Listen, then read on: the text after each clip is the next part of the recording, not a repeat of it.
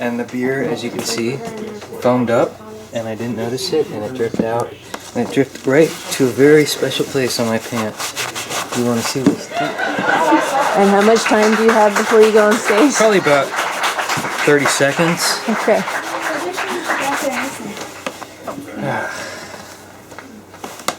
Tie this around your waist to hold your pants up. It'll hold it up. Yeah, but where's my mask? Your mask is on the floor right here. Yeah, I think you're up. So the second part of our show tonight involves the dark side of Disney. I don't know, I'm assuming many of you here are Disney fans of some kind or another, or Disney enemies of some kind or another, depending on how you look at it. The next reader, and we obviously there are copies of Smile Hun for sale. We encourage you to buy many and give to your friends. And there are also copies of The Dark Side of Disney, which the author will be glad to sign for you later. He's going to come out in disguise because Disney has an elite police squad that is after him. So to protect his identity, in case you don't know, Leonard Kinsey isn't his real name, but for the sake of this it is. So that's it. We'll just go with Leonard Kinsey and The Dark Side of Disney.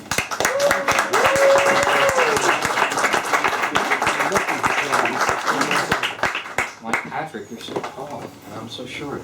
All right, thank you all for coming out tonight. It's wow, it's a packed house. Thank you very much. So yes, the disguise. It's not so much so that you don't know who I am, because I'm sure you're all fine and lovely people, but it is the photographs.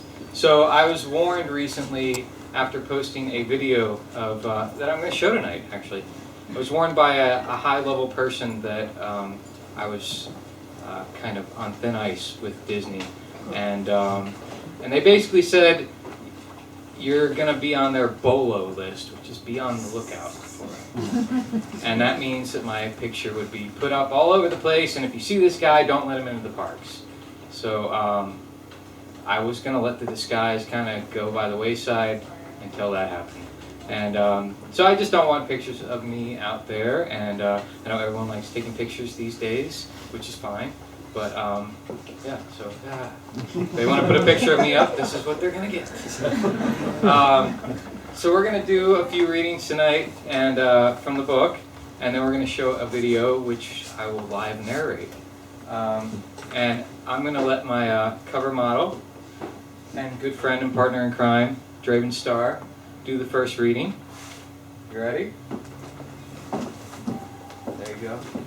So to set this one up, it's park tickets, sneaking in.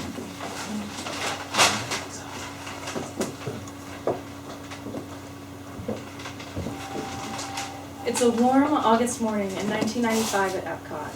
Three of us, all college-age nerds, stand in front of the ticket kiosks, marveling at the ticket prices, which had been significantly cheaper just weeks before.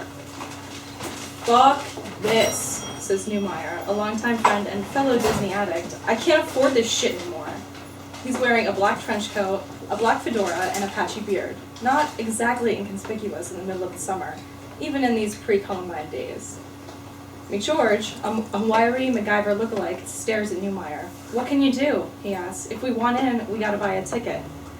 "I'm jumping the gate," Newmeyer proclaims, loud enough for everyone in the near vicinity to hear.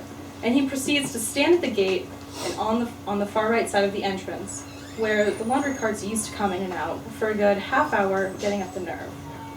McGeorge and I watch, knowing that this is more exciting than Spaceship Earth, at least for the moment. Finally, Newmeyer calmly opens up the gate and saunters into the park. He turns around and gives us a thumbs up. McGeorge and I look at each other with a, "What the fuck? Why have we been paying for tickets?" look.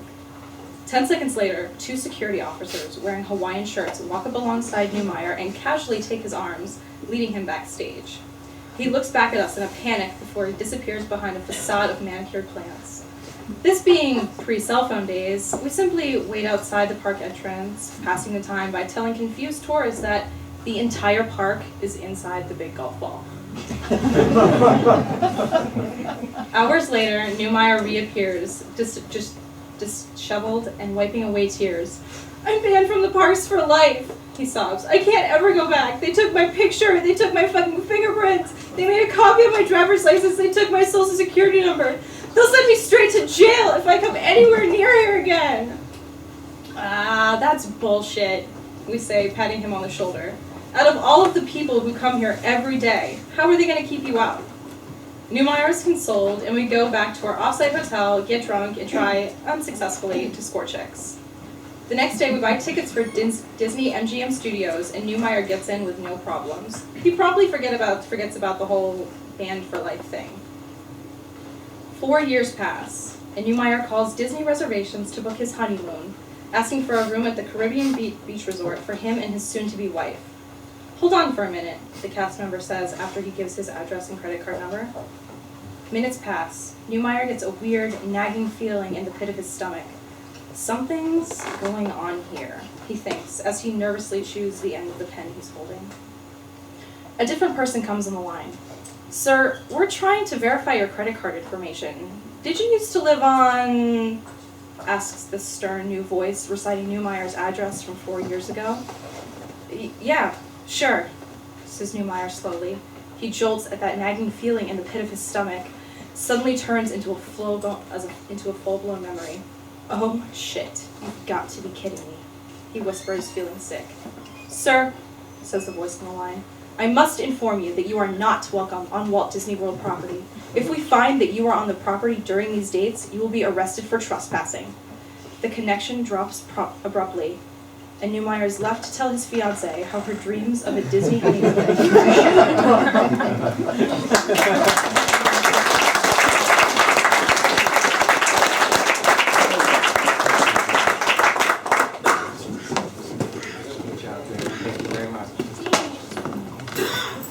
So, and we actually have the real Newmeyer here in the audience. I won't give away who he is, but he is here, which is very exciting.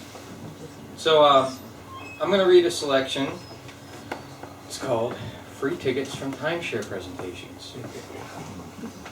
Do you have nerves of steel and the willpower of an annoying mule who won't move no matter how much you yell at him? Do you not mind wasting hours of your precious vacation touring a resort that can't hold a candle to any of the Walt Disney World Deluxes and listening to a greasy salesman who's going to berate you and insult you? Do you really, really, really not want to pay for your tickets? Well, then you might be a perfect candidate for a timeshare presentation. Drive down International Boulevard. You'll see plenty of booths advertising these things. Or just go to the lobby of one of the multitude of cheap off-site motels, and they'll likely have a kiosk promoting free Disney tickets.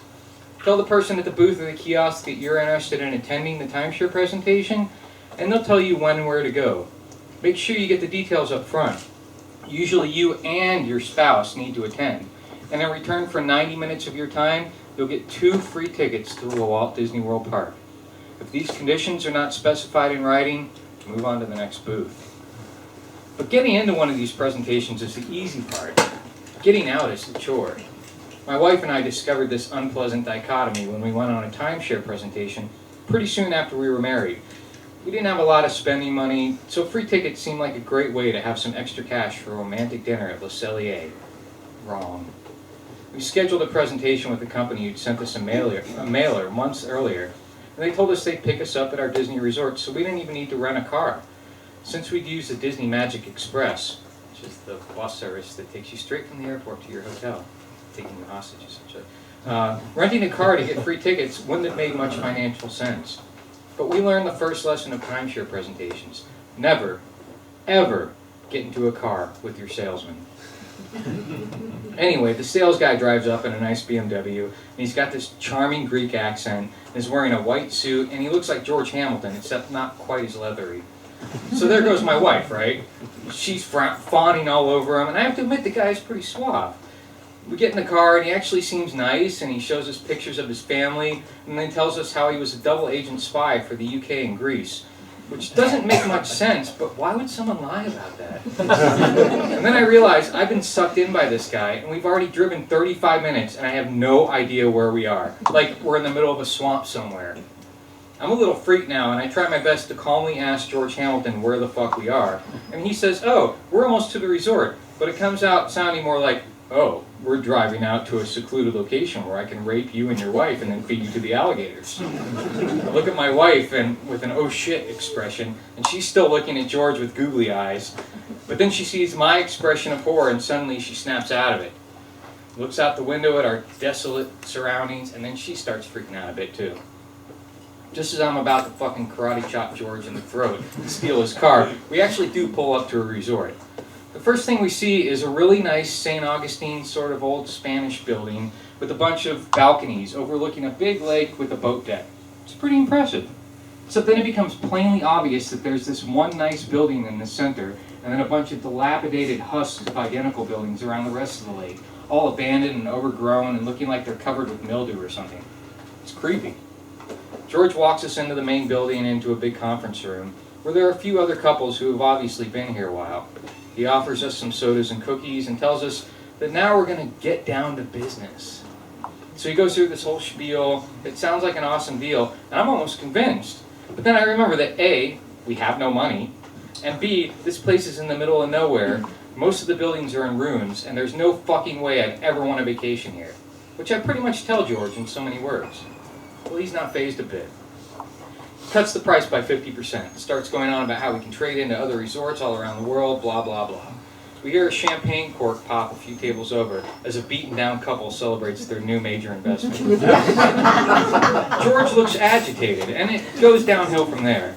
Long story short, he keeps talking, I keep saying no. He drops the price like 8 more times, I still say no, and he gets increasingly angry and starts going on about how he has to feed his kids and how I'm making him starve or some such nonsense.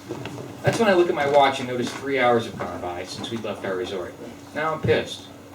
I tell George flat out that we're not buying a timeshare at this dump, and that if I wanted to buy a timeshare to begin with, I'd do it on eBay, where I can literally get it for a penny, and that we just want our Disney tickets and want to get back to our resort. Now he's really fuming, but I can tell he doesn't want to freak out in front of the other couples, so he says, fine, come with me to get your tickets, and brings us into a small office, where there's another guy sitting behind a desk. This office looks like it's from the 50s, with dirty wood paneling and a rusted metal desk, and the guy behind the desk has a bad toupee that also looks like it's from the 50s. My wife and I sit in equally rusty chairs as George looms behind us, arms crossed.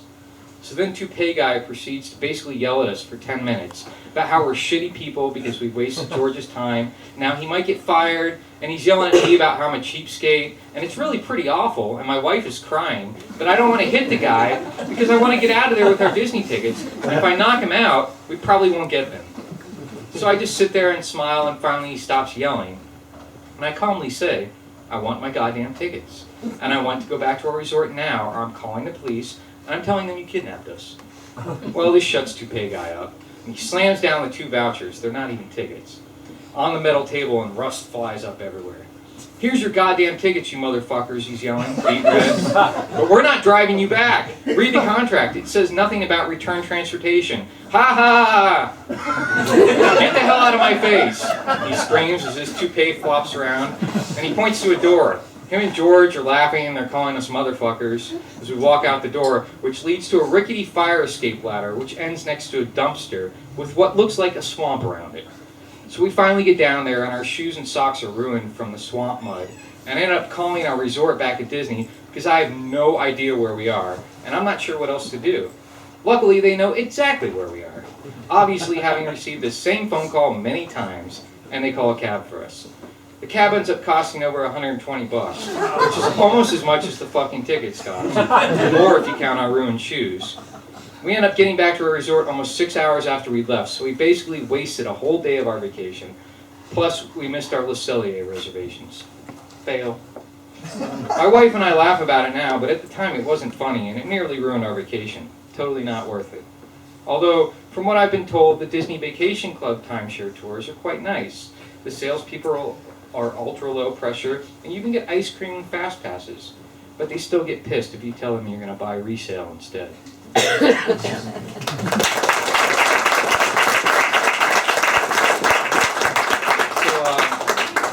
I wanted to show a little video now. This was an exciting adventure. You just want to hit play when take it back up there? Just a little bit. So, for this adventure, I had fond memories of the Imagination Pavilion in Epcot Center. And that's where Dreamfinder and Figment and were, and you went up to this top floor of this thing. It was this really cool, like, futuristic playground, basically. And they had all these really neat things you could do. And I think it was 1998, they refurbed the ride, and they basically, like, shut down that top floor. So nobody could go up there anymore. Well, I want to know what was still up there. I want to know if it was all there. Basically, you know, good childhood memories, not knowing what's up there equals me doing bad stuff. So, so I decided to take a little trip up there and film it. And these two are supposed to be my lookouts, Draven and Pentakis, who's back there. Well, they were shopping the whole time. Okay, no, straight up. In my defense, never been to Epcot before. I don't have your back on this one. Yeah. I mean a little bit, but not the whole way. Yeah, that's exactly right. So the key being that I got busted in the end, and we'll watch this now. But what this particular video shows is how it used to look and how it looks now. So when I went up to this place, it was night, it was pitch black. Anytime you see pure black on the video, that's actually how it looked to my eyes. Like, it was pitch black, as in I had no idea where the hell I was going. Exposed wiring, nails on the floor, it was pretty creepy. So by the time I actually got busted, I was pretty freaked out. So you go ahead and give it a play here, and I'll narrate it. So basically what happened after that is, We ran through Epcot. No. We hightailed it through all of Epcot. Yes, we did. So what happened after that is I ran. I got as far as the next pavilion, realized that they were not behind me, started calling them like over and over and over. Turned out I was calling the wrong number, legit. Yeah. He's like, I called you 100 times. I look at my phone, I was like, I do not have a missed call from Leonard Kinsey, so you, no. So I'm like, shit, like, did they get busted? Like, did they somehow know they were with me or something? I'm like, oh crap, this sucks. I take a piss, waiting. I'm like, oh fuck. So I go back into the pavilion, like knowing that, you know, maybe I'm walking into a trap. It's a trap. No, they're still shopping. They're still in there shopping. In our defense, it was a light up Epcot Center pen. When you pressed down, it lit up. This was And important. it was those two-sided princess Totally chains. justified. Thank not you. being good lookouts. So Did we get caught? we didn't get caught because I'm a badass. So When he decided that we were done and we needed to leave, hightailed it, literally like yeah. running through Epcot. I like grabbed them and like we and bolted. complaining the whole time. Oh, I wasn't complaining. I was yelling like a fucking madman. It sounded like complaining. Yeah, I was Not very really fierce. pissed. So we finally blended in with the crowd like way far away, and I did apologize for yelling at the girls. And It for was- calling me when he didn't call me. Got all salty with me because I didn't answer my phone. It's true. Didn't call She's my like, phone. you never call me. And I'm like, oh yeah, you're right. I actually was calling some other complete different. I was probably wondering why the fuck I was calling them 80 million times. So you know, the key to that, I did get busted, which sucked because I was already really freaked out just by being up in that place. And so I maybe could have come up with a better excuse, but the fallback is a stupid guest routine. And like I said, going right where the lady wanted me to go, and just being like, oh, it's really nice up here, and then apologizing. She's like, then she feels bad for me. You know, oh, that's okay. Like, you're a stupid little kid, but that's alright. So, yeah. If you want to see more of these sorts of things, you can visit the YouTube channel at youtube.com/darksideofdisney. And that is our presentation, unless you have anything else you want to say. darksideofdisney.com, doomdoll.com. Yeah, doomdoll.com.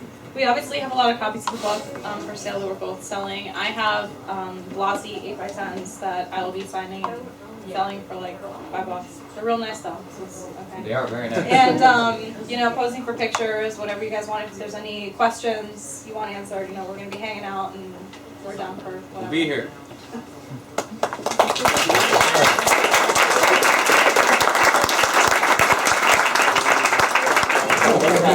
I'm like, no. Rich $5. Yep. Hi, Richard. Hi. Thank you for supporting Dark Side of Disney. Us. Thank you very much. Most welcome. Most welcome. It's awesome. She's signing. She's signing. I certainly am. Chris Meyer. Who would you like me to make it out to? Me. You just All my friends want to read the book now. I was reading it last night. And I was just like, oh god, I don't want to listen to these things about me. Okay. It's horrible. We're all start like Condolences. Yeah. Would you be able to do that? Sunday. Oh no! Oh, I know. It's just like, I should get like three of these. 3, 1, 2, I'll be in 3, 4, Lancaster 5 watching of Air those. Supply. Yeah. For being with this Swear to man. God. Random. No shit, dude. This fucking guy. This guy. You know he wears that mask like all the time. Oh, wait. What's happening?